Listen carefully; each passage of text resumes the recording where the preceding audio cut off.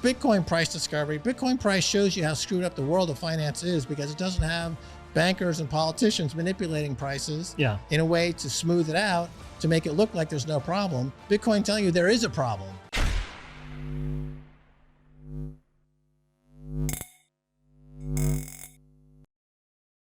Hey guys, welcome back to Library of Wealth. Today we have Bitcoin maximalist Max Keiser talking about the recent banking collapse and how the current trajectory for fiat currency is not sustainable.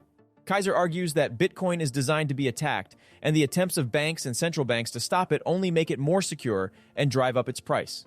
He believes that Bitcoin could become a circular economy in the world, eventually becoming a unit of account and the standard for modern money in the next cycle. Keiser says the adoption of Bitcoin as a currency offers a stable monetary policy that cannot be manipulated by central banks, making it an attractive alternative to traditional currencies. He says the de-dollarization has resulted from the collapse of the American empire and thinks this is just the beginning.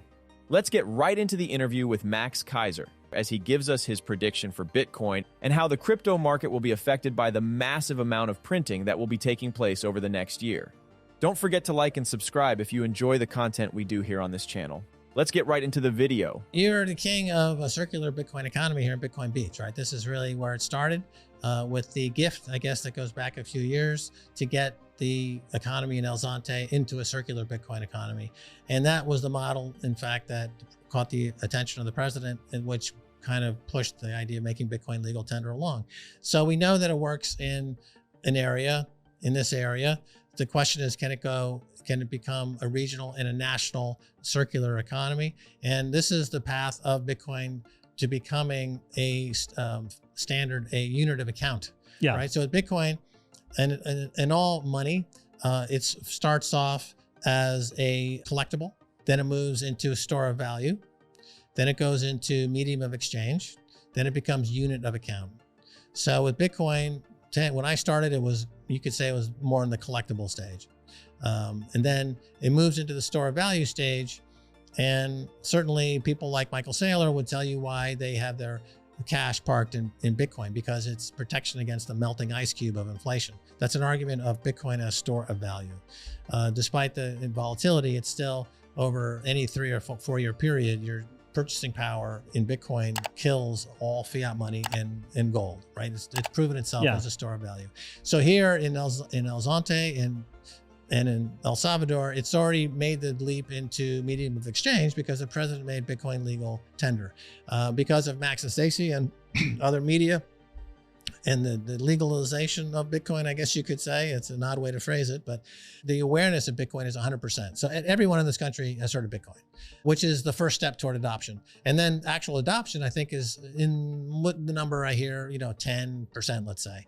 But when you have 100% awareness of this, it's just a matter of that awareness growing into using it. And that usually takes 3 or 4 years or 4 years. I think the cell phone penetration in El Salvador is roughly 50%. So, I mean, that's without a cell phone, that's obviously an inhibiting factor in adoption. But nevertheless, so you have the awareness is there, the adoption is going higher, and the fallout in the fiat money world drives adoption. I always say that what drives adoption the most is panic. And as people are panicking out of Silicon Valley Bank and all these other fiat money banks and everything that's happening in the fiat money world, they're looking around for alternatives. And there's only 3 real money in the world. One is a treasury bill, one is gold, the other is Bitcoin.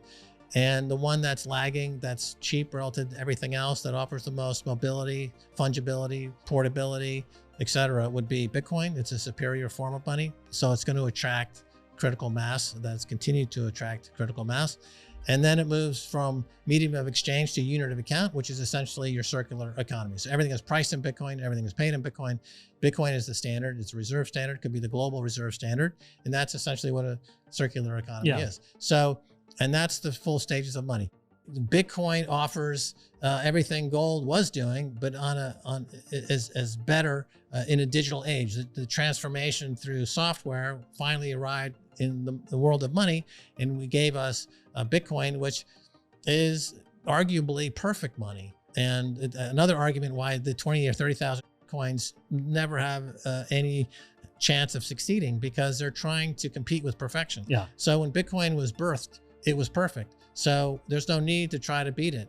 This is, like 5,000 years ago, some guy came up with the wheel. It's like, here's the wheel.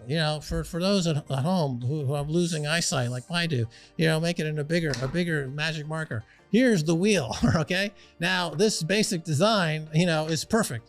There's nothing. Okay. That's it. That's the wheel. No one's improved on it.